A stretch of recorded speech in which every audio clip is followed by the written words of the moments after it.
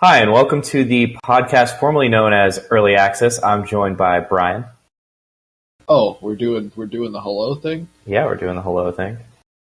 Hello. And I'm joined by Jeremy. Hello. And what's up, guys? How you doing? Doing great. Doing great? Doing great. I'm doing pretty good. Yeah, Chris, how are you? I have Jesus of Suburbia stuck in my head. Is that a good thing or a bad thing? How does that go? I know it's a Green Day song. I just don't know how it goes. It's like an 8-minute Green Day song. And dude, it's pretty long. I think it's really good. I've actually been kind of into Green Day recently. Same. So I had to drive for 4 hours today, and I played it 5 times, and it was, yeah. Dude, but that doesn't help the road rage. Green Day does not help the road rage. It gets dangerous. No, I swear to God, I was on 495 one day, and there was a guy just like half of his body was outside of his car. He was just leaning out the window, like screaming at traffic. Was he listening to Green Day? No, he was tweaked out on something, but like I saw that and I was like, I know that feel. Like maybe not to that extent, but I know that feel. I almost stopped to just like watch a movie because I have that movie pass now, so I can just like do that whenever. You almost just popped off. I was almost like, this is like if I left an hour later, I would still get home at the same time, so I might as well just like do something with my life. Anyways, what are you playing, Jeremy? I don't have a lot of news to report on that front. I'm still playing Fallout. Made a little progress in that this week. We played a significant amount of PUBG, which was good. PUBG. Been through some frustrations with that, but I got everything working right. So been glad to play some of that ish. And I booted up The Witness for literally 5 minutes, and then I was like, I don't know about all this, and then I shut it off. And that's been me. All right, Brian. I personally have 2 pretty strong things to talk about. If you guys are light, it's good. No, I got it. Yeah, do it, Brian. Oh, okay. No, lay it down. I got a new one today, actually. Oh, shit. It's just like fresh as of 3:30 this afternoon. Cities Skylines, which is on sale 75% off currently as of right now, October 19th, 2017. Also known as SimCity 2017. Pretty much, yeah. Like, it wasn't what I was expecting. I was expecting it to be more of a transportation simulator, which I don't really know why. But I feel like the name lends itself towards city. Yeah, it is much more of a city builder. That being said, I was extremely pleasantly surprised by what I found. It's really good. The UI works really well. It's got that sort of engrossing, like a good city builder or sim game like that should be the kind of thing that you play it and it just sort of sucks you in for like 5 or 6 hours. I played this for 2 hours and I was like, I'm gonna go do something else, and I was like, I'll just try a couple more things, and I played it for another hour and a half. So it definitely has that aspect to it that SimCity definitely had. It looks a lot like, I haven't played SimCity 5 on the computer. I played the mobile app for a while. I know they're not the same, but the art style is kind of similar, and the art style is very similar to this. It looks very similar to SimCity. What it doesn't have is all the stupid online microtransaction bullshit that SimCity 5 had. That always online life? Yeah, like there's no need for that, and this game isn't like that. You don't have to be connected to the internet all the time. Did your version come with all the DLC? No, they do have a lot of DLC, and well, there's a disaster pack that I feel like you especially would appreciate. Yeah, I mean, I bought the cheap one, just the basic version, because I wasn't sure how I was going to feel about it. But I think I will be buying a couple of DLCs for it because it is a lot of fun, and I would like to have streetcars and disasters. Probably disasters before streetcars. Definitely. And then they also have a snow mod where you have to like remove snow from your city. Thrilling. over the upcoming months, yeah, I feel Yeah, like you're not sick. You're not sick. about. I feel like that's something you get during the summer when like You come in from a out of long sight, day out of of shoveling mind. snow. Come on into the house, man. I can't wait to boot up the snow mod. I wonder what it's like to be a fucking street sweeper. Well, you can sit there and be like, okay, I'm nice and warm. I'm not outside shoveling snow anymore. Now You can really appreciate shoveling snow more when you're nice and warm. It's from a managerial perspective, really. It's it's a bird's eye view. Yeah. Yeah. And, All right. yeah, go ahead. No, I'm done. Okay. How much did you pay for that again? I paid $7.49 for it. It's normally $30. Nice. That's a good deal. So, yeah. Dude, if we had a viewership, we could have like deals of the week. Oh, yeah, we could, but we could run them down. Well, the viewership that we have. The viewership is growing. As a thank you for watching our channel and subscribing, and liking. We'll, smashing and liking. that like button. We'll inform you of cool deals like that one that, if you're a fan of City Skylines, you probably already knew about. I feel like we're definitely going to be doing a pretty extensive coverage of the Steam sale in Christmas. Oh yeah, yeah. I think we're going to go deep into that. We might even have to do like a live. I'm thinking WGBH fundraising drives event for that. 24-hour marathon. Yeah, dude. You get headsets with boom mics, and it'll be This tight. is hour 17 of the podcast formerly known as Early Access Drive. Please send in your $5 so Brian can buy. No. Train Simulator be like, 15. It's not like that. I'm saying it would be that type of coverage though. Like, around the clock. So more CNN stuff. Yeah. Malaysia Airlines. CNN would be a bit. Oh, dude. Oh, we'll call in Wolf. I was panicking for a week and a half when that freaking phone went down. I couldn't stop. But since we're a podcast, how are we gonna have holograms? That's the real question. It'll be the world's first. It'll be innovative. We'll have the world's first podcast hologram coming in the full release. We can describe it. We're still in early access verbally. Right now.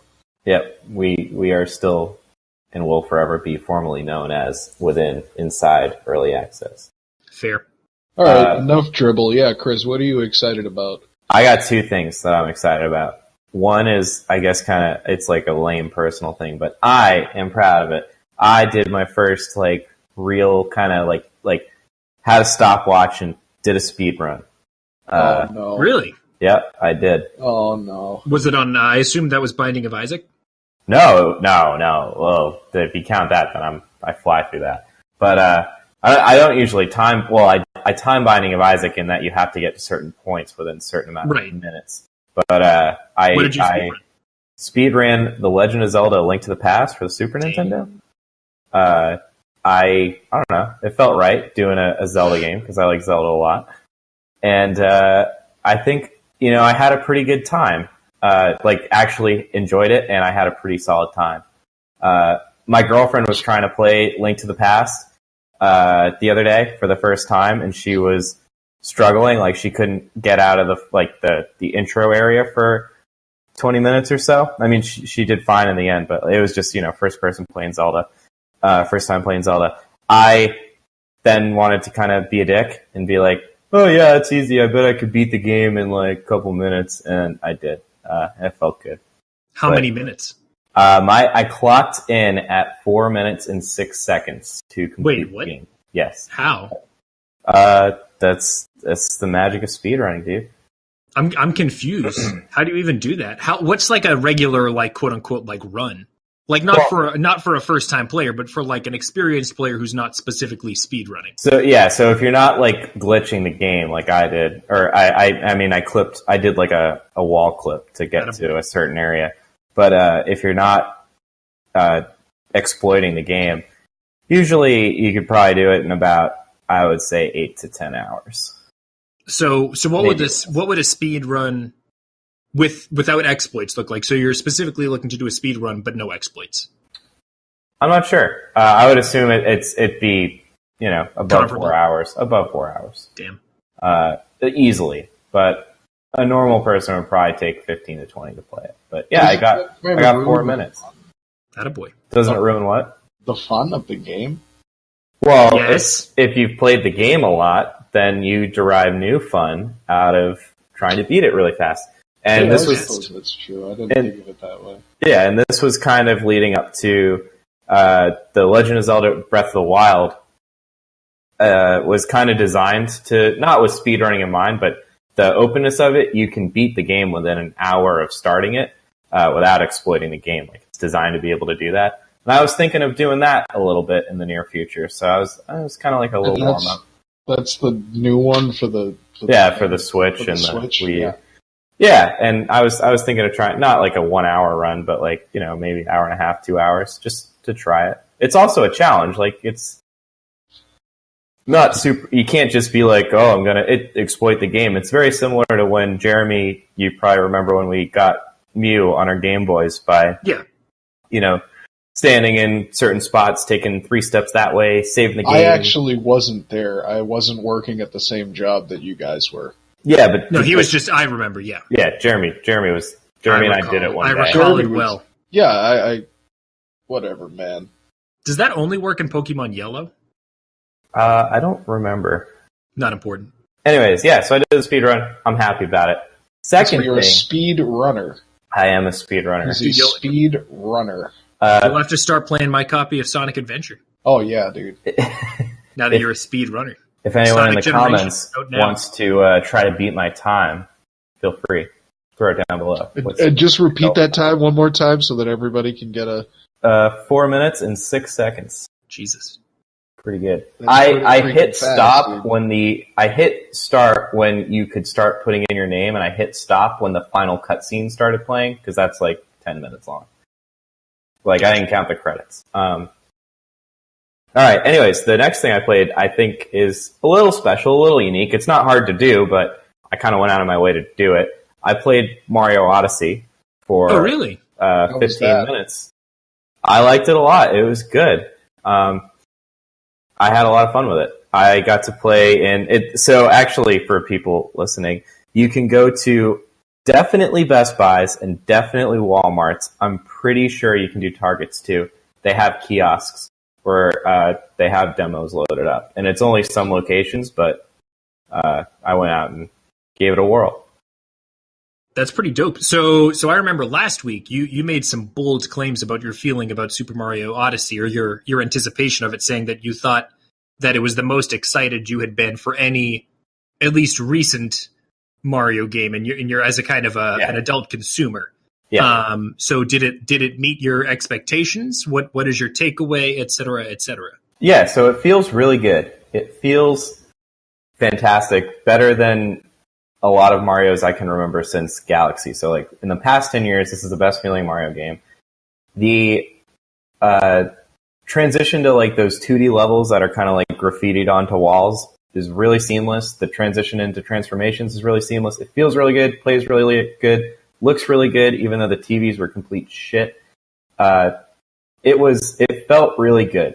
I think, and I had a lot of fun with it at the end of the day. My kind of reservations on it are a few things. One, and this isn't a reservation, more an observation, I don't think it's going to do to Mario what Zelda Breath of the Wild did to Zelda. I think this is going to be the best Mario, but I don't think it's going to like turn the whole thing on its head. But I do think this is going to be like really strong, really good, really fun. The other thing was the difficulty. It was fairly easy, but it was a demo, and it was like a 10 to 15 minute demo, so I don't really expect it to be hard, but it was fairly easy. And they took away, like, you can't get a game over in the game. If you fail, it kind of just reloads you slightly earlier, but it's impossible. There's no lives in the game.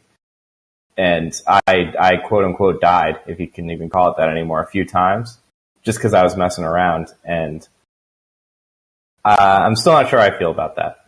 But they're encouraging you to, do a little bit more risky platforming. So I guess hopefully they take advantage of that and don't just make it like a safety net. Hopefully they put you in more parallel situations of peril. But yeah, it was really fun. I liked it. Felt good. Played good. I'm hyped. You made a claim, though, that you said you think it's going to be the best Mario ever. Okay. Yeah. You think that it's better than the original NES Super Mario Bros. You think 3D Mario. 3D Mario. Do you think it's better than Super Mario 64? I think it will be. I think not just accounting for, obviously technological improvement, better graphics, better blah, blah, blah. Do you think it's better game? Well, so this is kind of what based on your 15 minutes. This is what I was getting at with Breath of the Wild, and I'll try to explain it. I think the game will be more creative, better presentation if you put your glasses on from 20 years or 20 plus years ago and look at Mario 64. I think it's going to show better if you were people in two different time periods. I think it's very large, it's very creative. He is going to many different places. He's going to New Donk City. Like that's the kind of thing that's happening. Like it's Mario with like New Yorkers essentially. If you can make it there, you can make it anywhere. Exactly. It's just nuts the scale they're going to. Mario 64 was very conservative in its effort. This is very broad. I don't know if that's true, but anyways, what I meant to say about the whole Zelda thing is when Mario went to Mario 64, it was a revolution. You were going into a 3D environment. Very similar to when Zelda and Ocarina of Time. It was very early stage 3D, and they pulled it off well.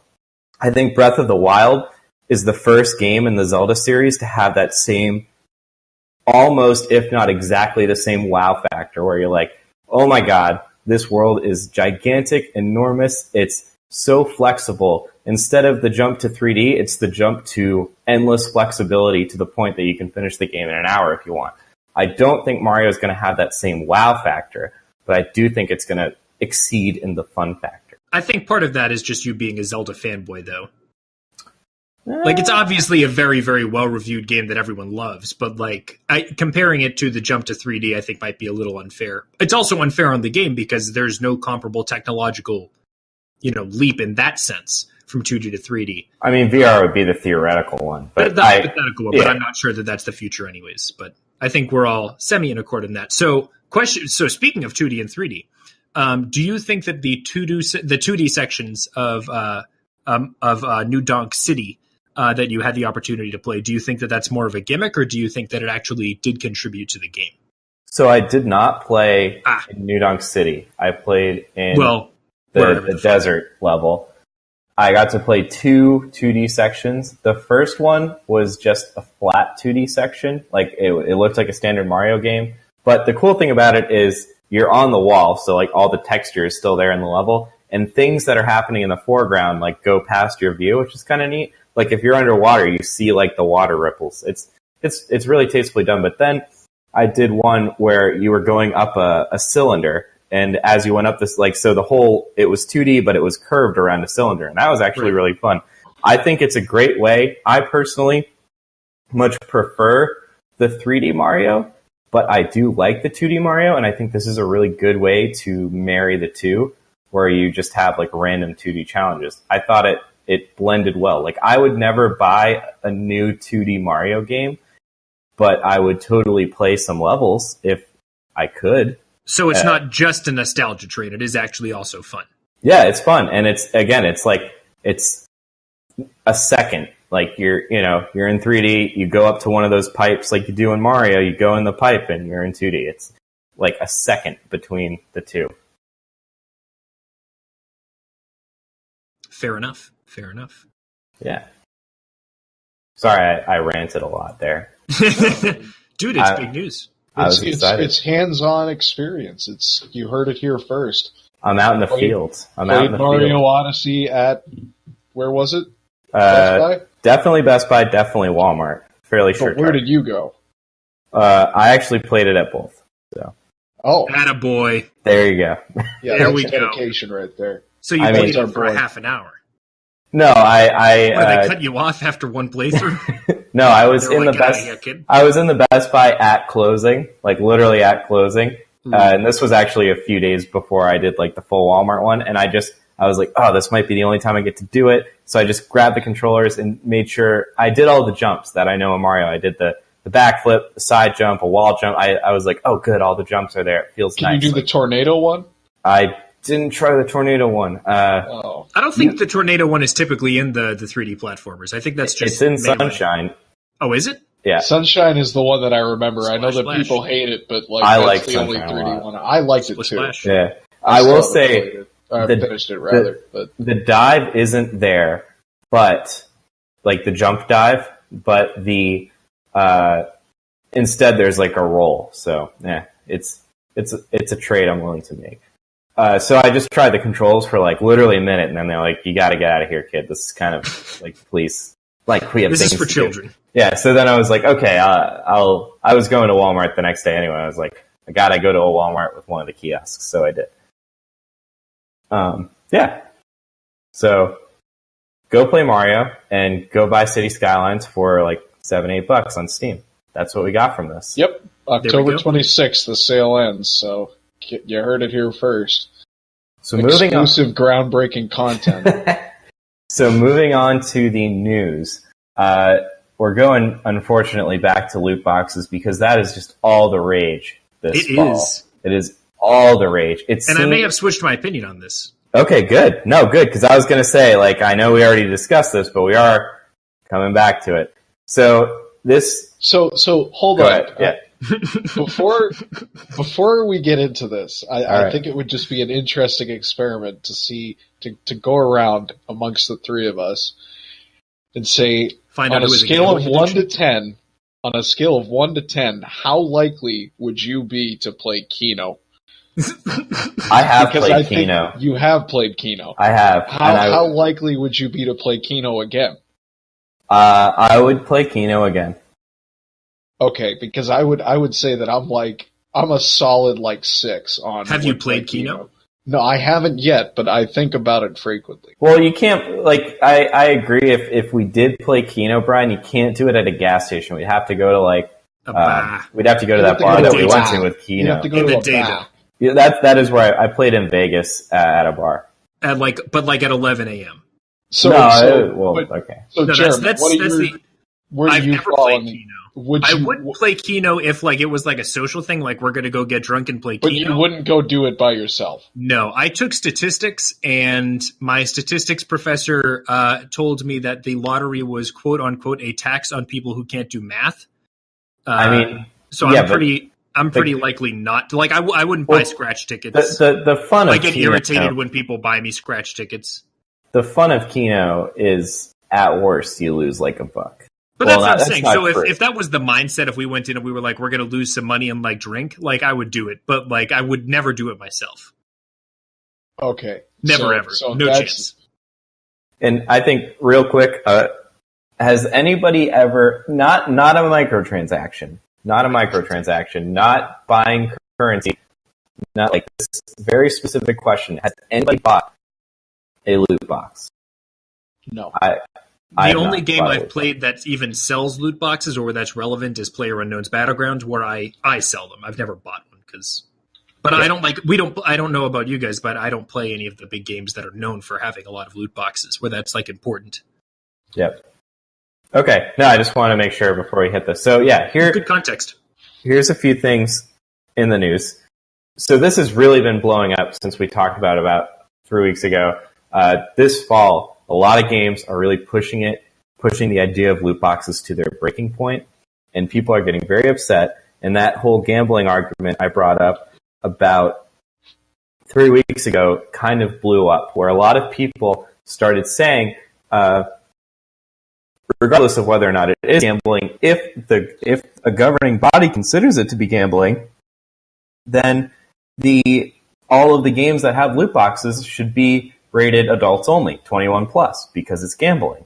So because of that, there's been a lot of petitions, and there's actually been some responses. 2 in particular, one from the ESRB, which is the North American Games Rating Board, and one from PEGI, which is the European Rating Board. I'm just going to read the ESRB one first, and we can talk about it, and I'll read the PEGI one. They're second, and we'll talk about it. They have different arguments. So the ESRB says, quote, ESRB does not consider loot boxes to be gambling. While there's always an element of chance in these mechanics, the player is always guaranteed to receive in-game content. even if the player unfortunately receives something they don't want. We think of it as a similar principle to collectible card games. Sometimes you'll open a pack and get a brand new holographic card you've had your eye on for a while, but other times you'll end up with a pack of cards you already have. That was ESRB's statement concerning loot boxes and gambling. So I think that's reasonable. Yeah, I think it's reasonable to a point.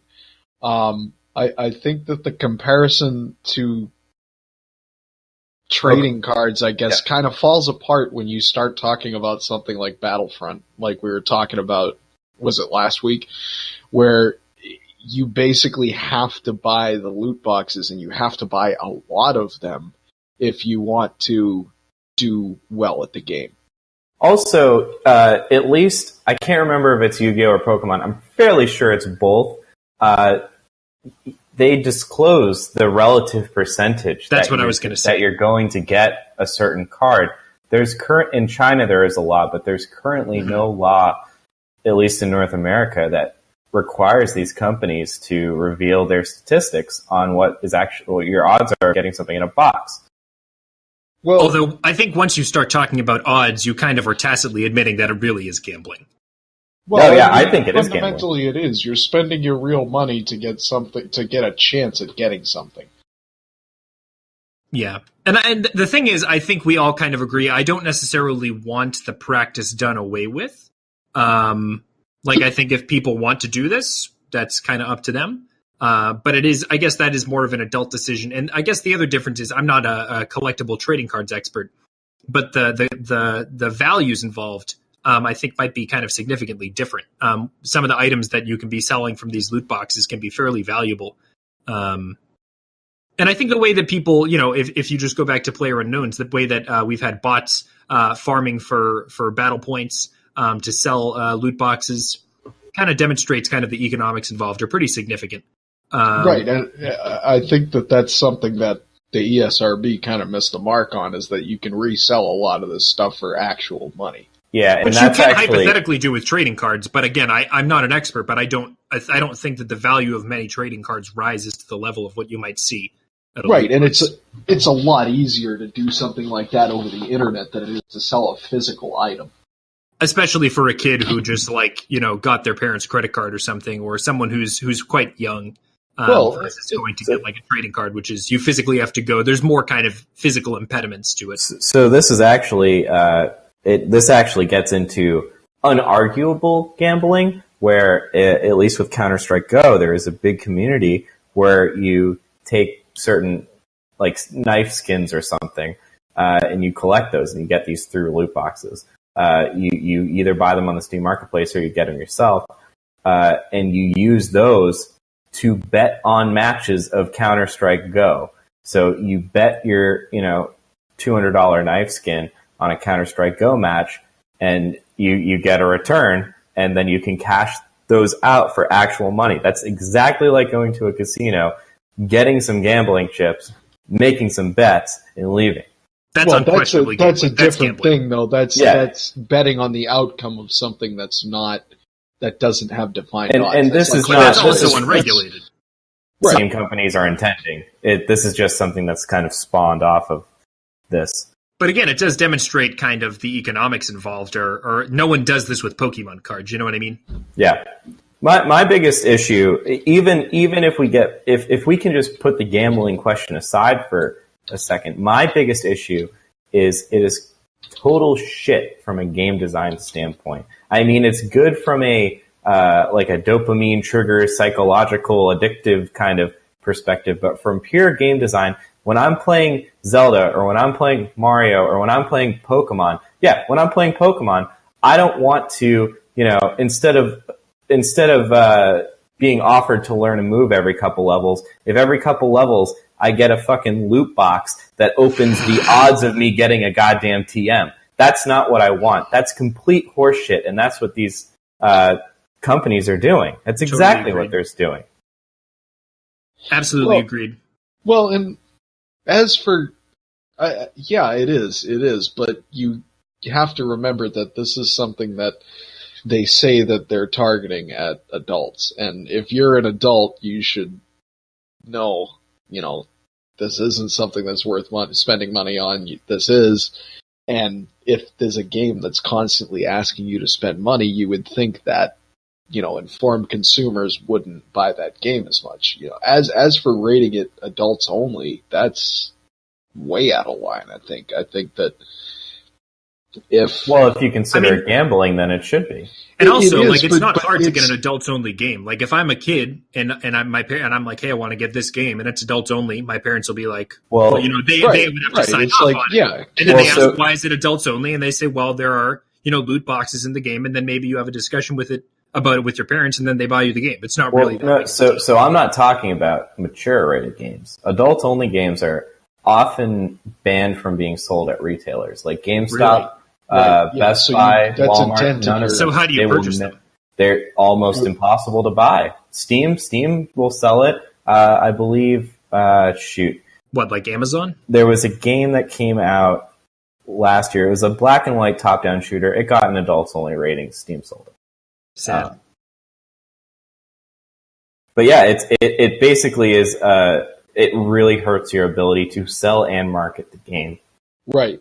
And to have it only be because there's a gambling element in it, or something that's defined as a gambling element in it, is going to seriously hurt a lot of games if that goes into. Yeah.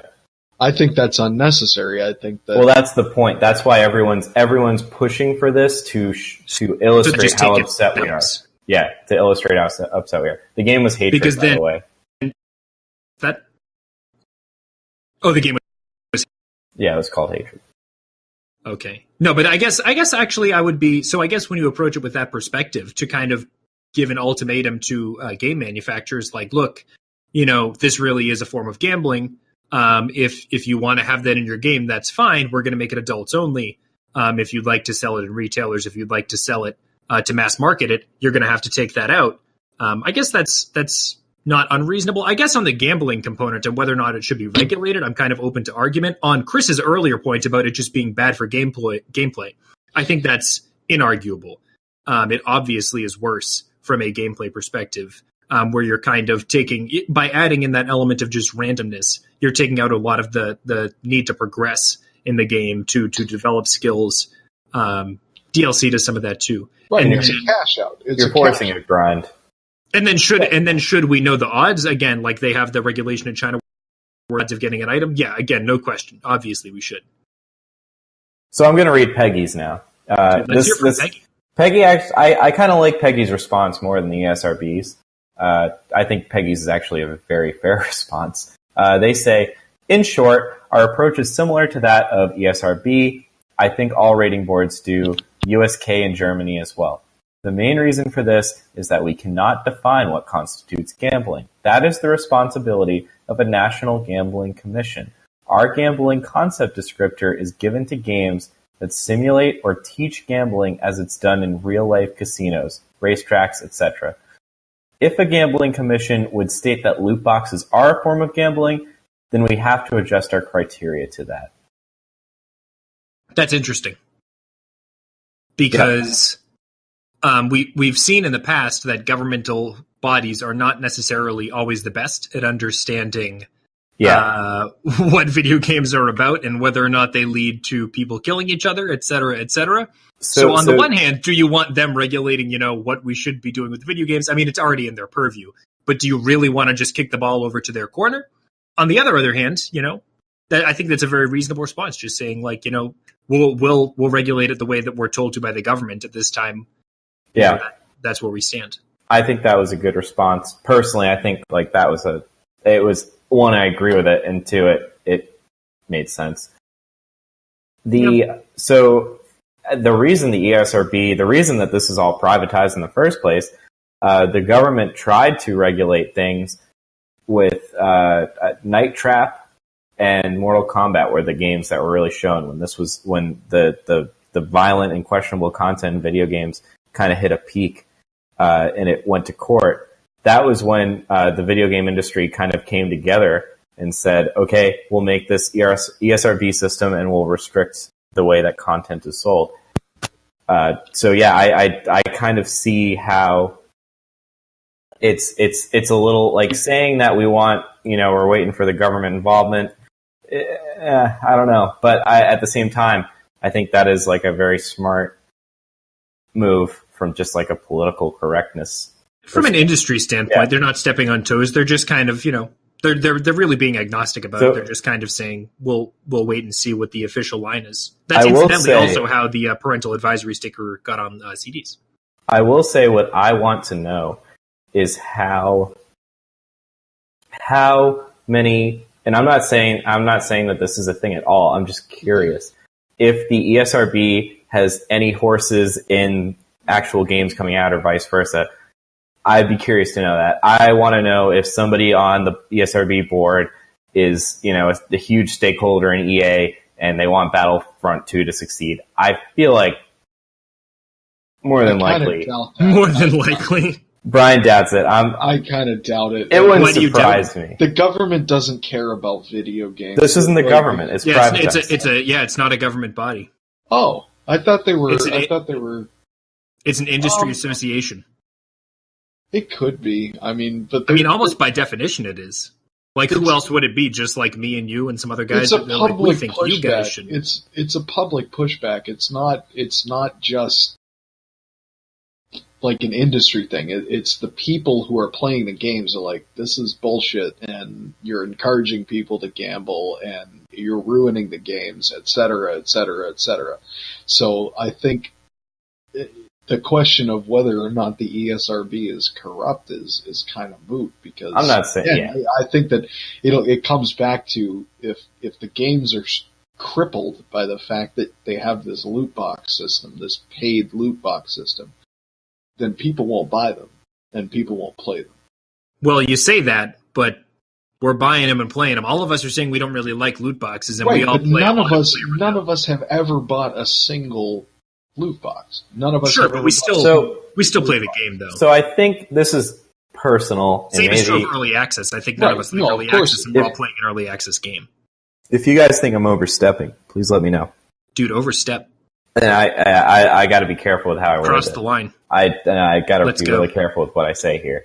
I think the main people who buy loot boxes are people who are invested in the gaming industry, and not people who are, I guess you could say, quote unquote, like casual players. I think a lot of people don't know and don't care about the loot box thing. Like, the people who buy loot boxes are the people who buy Call of Duty, the Call of Duty once a year.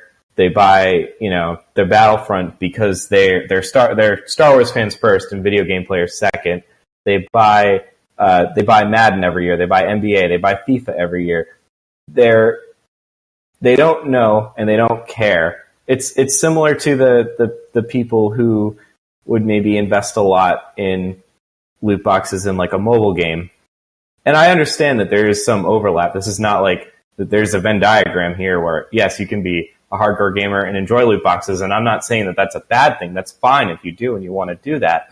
But I do think that the majority of people who are dumping a lot of money into these are probably people who, they come in for that really big popular AAA title where a lot of these loot box things are, and that's where they spend. And they don't necessarily spend a lot, but, you're really excited for Battlefront 2, so you bought your $60 game, and then, maybe you dump $20 in because you don't necessarily know any better, and you don't necessarily care either. You're having fun with that one game that you bought that year.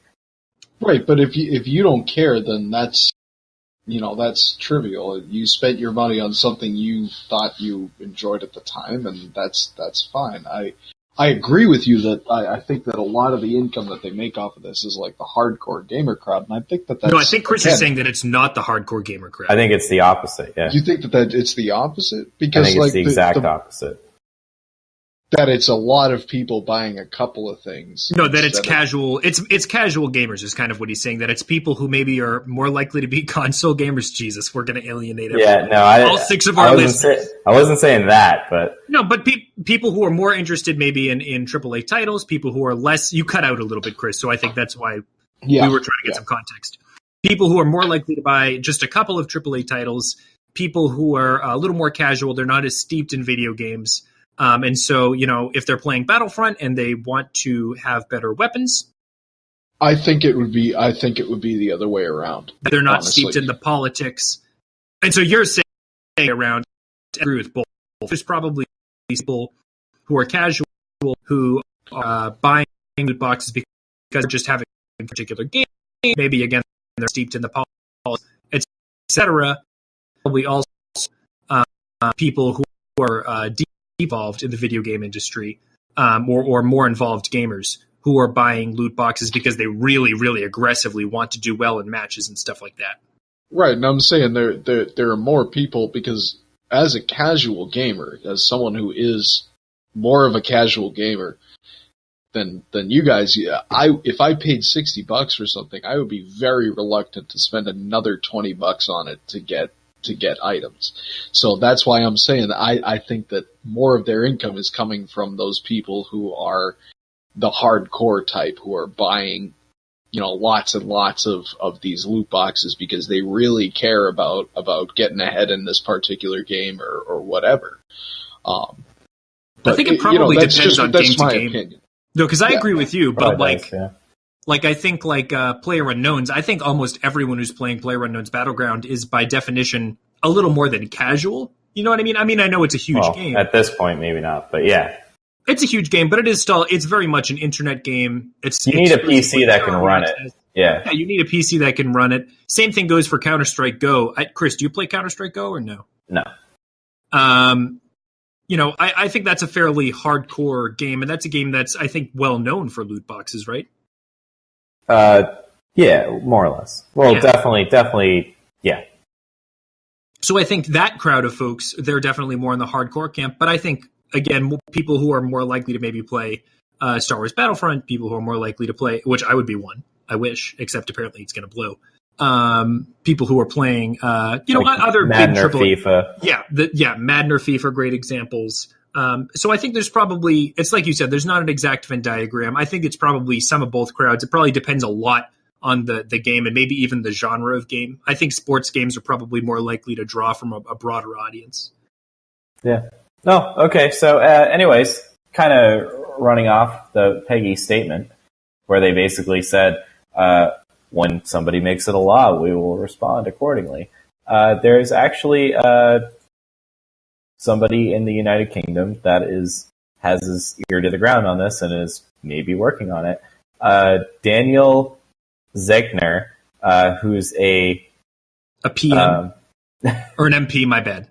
Yes, an MP. Yes, from Cambridge, is actually looking into this. He responded, and he's So something might come of it. And there was a petition in the UK that had to reach 5,000 signatures to get a response. And the last I checked, there were well over 10,000. And the UK government said, yeah, we're going to look into it.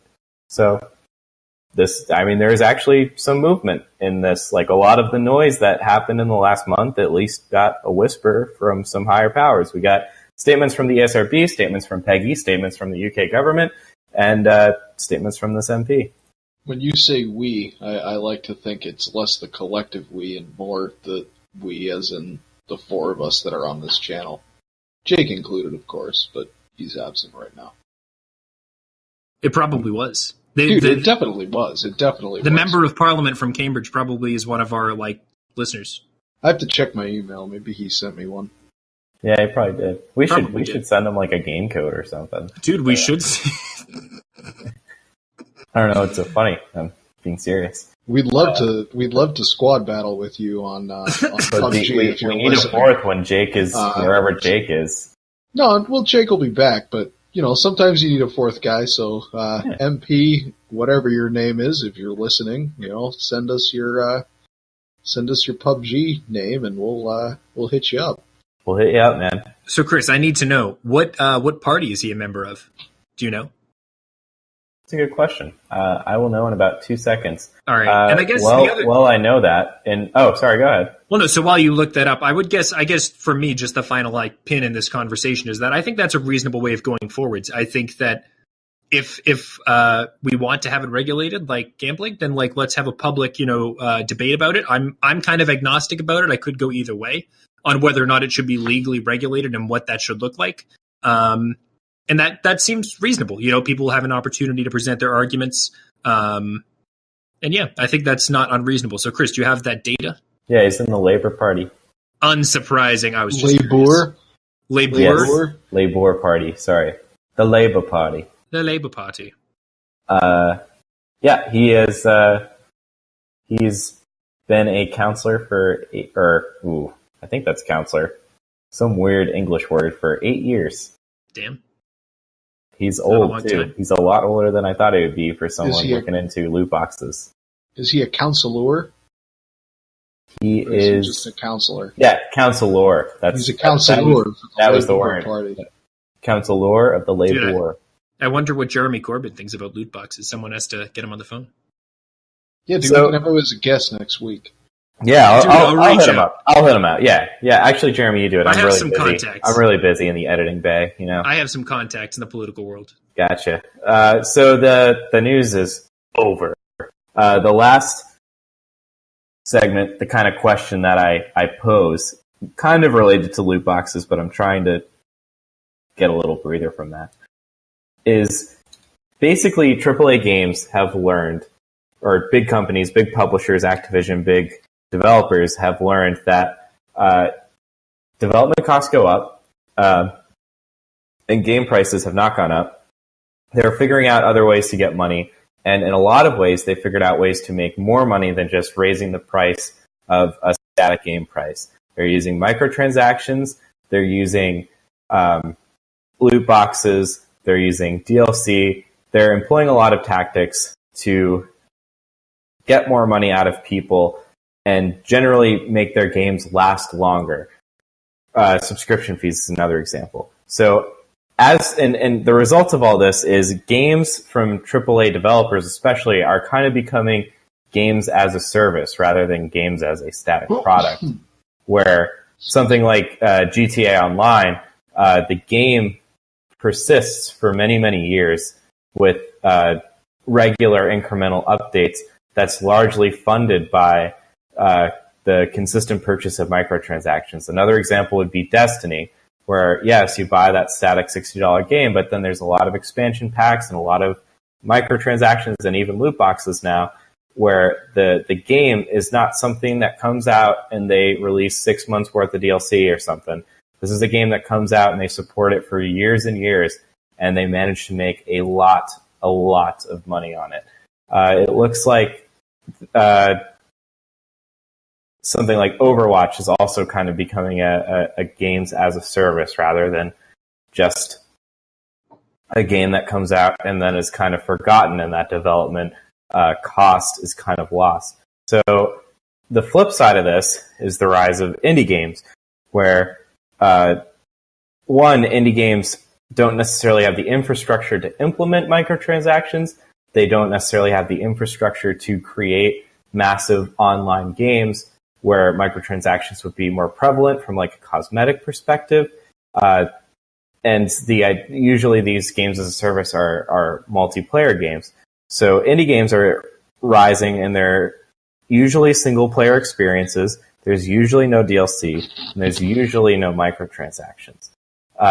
So my question is, it's kind of a vague question based on this really long exposition, but do you think we're going to see a kind of schism occur where indies become kind of traditional quote-unquote games, and people who like playing single-player experiences, like playing games for art, stuff like that, are going to drift towards indie games, and AAA games are largely going to eliminate their single-player experiences in favor of these games as a service, esport-type titles, where they essentially go a different route? No, I don't. Okay. For a couple of reasons. One, I think that there will fairly quickly be some sort of, I don't want to say open source, but some method for indie games to get microtransactions or to do that type of thing, because as you said, it is a really lucrative option for a lot of publishers, and especially indie publishers. They don't have as much money as a AAA publisher. So I think that you're still going to see AAA, publishers coming out with games that have a first player element. Do I think that some of them will go more of the online route and kind of abandon the first party stuff? Yeah, but I don't think you'll ever see the complete split like you're talking about. And maybe that's not exactly what you're talking about, but I don't think it'll be as severe as you envision. No, that was good. So, I mean, it sounds like you kind of think it's like an inevitability that indie games play catch up a little bit. Right. In terms of the microtransactions, and like I've said, it's readily apparent to you when you're playing a game whether it was made as something that's going to cash out on the microtransactions, or whether the microtransactions were put in because, the developers are people that have jobs and they like to get paid just as much as you do. And I think that it's very much a double-edged sword. It can be really destructive, as we've mentioned before, or it can just sort of work. And I think that the indie games will kind of look at as open source stuff tends to do, is they'll look at what works and what doesn't work and kind of boil down the best of that and come up with their own system for trying to get a little more money in. Because, like I said, they're people, they're going to work. They like to get paid just as much as you or I do. So yeah, you're right. At the end of the day, it is where the money is, as far as keeping your game profitable for longer. Yeah. So I agree with that point that indie games like, big AAA titles are going to need the money to come in. But I don't think there's going to be necessarily a schism, at least in the way that you were talking about, for a few reasons. The indie games have distinct financial troubles. And Chris, I'm sure you could talk to this more cogently than I can. But indie games have different financial troubles than AAA titles do. For instance, you can look at something like Mirage Arcane Warfare, which was an indie title that failed to get basically a steady player base. It got decent reviews, but they ended up just giving the game away for free so that they could at least get some players into the game, and so that they would have interest for future titles, et cetera, et cetera, et cetera. So I think that they will go in a different model that will be more financially beneficial to them, but I think it will involve in an attempt to attract an audience. I think they'd be more likely to give away titles, not necessarily in a freemium style, but to do longer free-to-play weekends and things like that. And I also remember, I think I read a few months back about a proposed service that would have been like a Spotify for indie titles, where it's like a subscription service that you pay into every month, some amount of money, probably $10, $15, $20, and you can play as many indie titles as you want, so long as you continue with the service. I think that's pretty likely for indie titles, because you can look at the music industry. Their financial difficulties are probably more comparable to the difficulties that indie titles see, as opposed than even AAA titles and indie titles, because the music industry is also having a problem with just attracting people to purchasing actual sales, album sales. So that might be one way to financially kind of stabilize or benefit the developers. I think AAA titles have enough clout on their own that they'll continue to stand alone. I think that consumers are kind of showing their preference that they don't necessarily love games that are just multiplayer. And again, if you look to a different industry but on a related topic, you can look at the rise of like streaming services for TV. And you have like Netflix, which is dominating, but they've already demonstrated that streaming is the way of the future, and now big conglomerates are likely to pull out. Like Disney is now getting ready to do their own streaming service, and they have so much content they'll be able to do that and still attract viewers and purchasers. And so I think you could have big companies like EA, which are obviously already has Origin, but big companies will be able to continue to offer games that are as a service as you described, but not necessarily a service to the degree that something like a streaming platform would be. I think they'll be more like traditional games. I think they'll actually go back in that direction a little bit from where they are now. All right. Well, so it sounds like you guys. That was a long rant. No, you're good. Sounds like you guys are in a somewhat similar position. Jeremy, I think we have different perspectives on how they'll financially motivate themselves, or how they'll not motivate, but financially kind of get the money they need. So I guess Jeremy kind of answered this, but I think you could definitely expand a bit if you wanted. Based on what you two said, do you think that the single player game is dead? Not going to die, but do you think we're going to see a drastic reduction in the amount of AAA single player experiences? No. I think we've already on that. That see more. There were had Star Wars Battle didn't have a campaign. I think that the gaming community sees it as kind of a cop-out. Now, there are certain genres that I think, it's pretty much over, but it's more like a genre thing, like PlayerUnknown. What would be the single-player version of that? You know what I mean? Yeah. So I think that those games will continue to exist, and I think that player titles will continue to also and be well received. A good example. That's pretty copies, but that will, They went over 1 million copies. It'd go over 1 million. Indie, right? Well, Microsoft picked them up, but yeah. Okay. A typical, story where the devs had to mortgage their house and all that. Yeah. But that's a side-scrolling platformer, right? Yeah. So that's a very old genre, and I think those will continue because people, don't always have. I think that there are some people who are happy to just play online with strangers. That's great. There are some people who want to play online with friends. There are some people who just want to play a single-player type that I don't translate. Online, like you can look at a multi look. I don't think people. The Elder Scrolls Online is exactly what that would look like, but I don't not think a lot about, but it's more comparable to like World of Warcraft. I mean, it's an MMO. Yeah, so that's really a different genre. It's just set kind of in the Elder Scrolls world. Yeah, I pretty much agree with everything Jeremy said. I think that there is definitely a group of people that, they don't want to play online. They want to just play a single player game because single player games they're different. It's like a different genre of music. Fundamentally, you get down to it, it's different than a game that's designed for primarily online play. And I think that people want that. I think that there'll be a demand for that, and I don't. Maybe you will see a reduction in it, maybe, because it does seem like the online thing is more profitable. I mean, what's happened to Call of Duty, but I don't think that the single player aspect will go away. And taking Call of Duty again, they're really quite lampooned for. In fact, GTA went after them for making a game that is basically just about the single player experience is irrelevant. It's about the online game and for them making money, But I don't think you'll see single player games going away from AAA publishers anytime soon.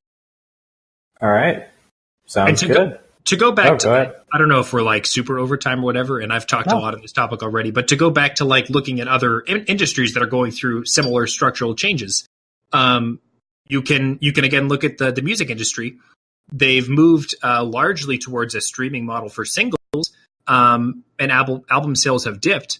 But they dipped more in the mid-2000s. I think they're relatively doing well. Not well, but they're up again from what they had been. And I think it's just bifurcated the market. It's just demonstrated there's an audience for albums and there's an audience for singles. And where back in the day you had to buy the album to get the single, now people who want singles can just have a Spotify subscription. People who want albums can go buy the album. Those people didn't stop existing. And there's still a market for it, so they keep shelling it out. But and this is, I promise, my last point on this. They still had 45s back in the day for people that just wanted to buy the single. They're called 40s, Brian. No, they're 45s, Chris, with the big hole in the middle. Like Steel Reserve? Steel Reserve. I think we're talking about two different things. But, I think we might be. But it's kind of really two different markets. You're catering for people who are looking for fundamentally two very different things. Yeah, exactly. Good way to put it. Back in the day, they had 45s, and then they had singles, and then they had CD singles, and then they had iTunes, and iTunes really blew it up, and now they have Spotify. So yeah, there's different markets. There's people who want to play first player games. I almost exclusively play first player games. The only online game I play is PlayerUnknown right now. So, all right, what you gonna do? What you gonna do? And I agree. I really value the first or the single player experience. That's a big reason why I think I still am a large Nintendo fan. If you look at games that are coming out this fall that don't have any loot box online bullshit and is pretty much just a clear cut single player experience. You can say, Assassin's Creed, strong single player game, but it's full of loot boxes. You can say, Forza, single player game, full of loot boxes. Like, there's always these caveats. Nintendo consistently comes out strong with clear single player experiences, and I think that's part of what continues to keep them special. That's just my 2 cents on it. I agree. Yeah. Good point from the Nintendo stand. Yeah, from the Nintendo stands off on the left. Brian, do you have anything you want to say to the? Yeah, actually, I was listening to a great live cut by one of my personal heroes, one Mr. Bruce Springsteen. I believe it was Passaic. No, it was Landover, Maryland, 1978. And he said, there's 12 or 13,000 people in here tonight, and I ain't heard shit. So that kind of goes out to you guys. We need you to crush that like button. We need to hear some audience noises. We need to get those likes and those comments and those subscribes coming in. Because what are they supposed to comment about again? Comment this week. Your Zelda speedrun time. They're speedruns. Yeah, Zelda speedrun times. Also, if you have any, alien theories. Yeah, if you have any alien theories, I'd like to hear those as well. So, Zelda speedruns or alien theories. Thoughts about the possibility of extraterrestrial life. Well, and especially as it pertains to the video game. All right, sounds good. Anything from you, Jeremy? I don't think I could have said it better than that. All right. Well, we will see you next week. Have a good one, everyone.